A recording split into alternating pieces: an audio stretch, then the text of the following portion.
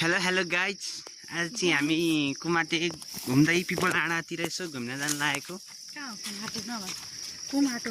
कुमाटो होइन, कुमाटे। अब हामी गाउँतिर घुम्दै हिँड्दै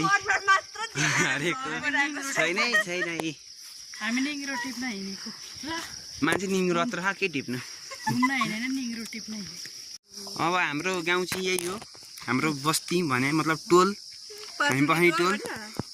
त्यो हाम्रो घर, त्यो सुजना कलको घर, त्यो यो मोटी भैँसी के भन्नु। एउटा नाताले माइजू पर्छ, एउटा नाताले दिदी पर्छ, त्यसैले नामै मैले मादी राखेको छु। मादी, माबाट माइजू, दिदीबाट दिदी, मादी। त्यसैले हामी अब यसो घुम्न जान लागेको। हामी चाहिँ अब यसो बाँसघारी कट्यौँ भन्दैनौँ, बाँसघारी कट्दैछौँ, हिँड्दैछौँ। के भन्नु, ए गाउँ ऐसा है, ये मोटी ऐसी है। अब यो चाहिँ टक्क केटा भेट्दा नाच्छ, यसो हिँडेर यसो हिँडेको छौँ। यो मोटी भैँसी ढ्याप्लाक ढ्याप्लाक भैँसी यहाँ हिँडे हिँडे, हेर न हिँडे।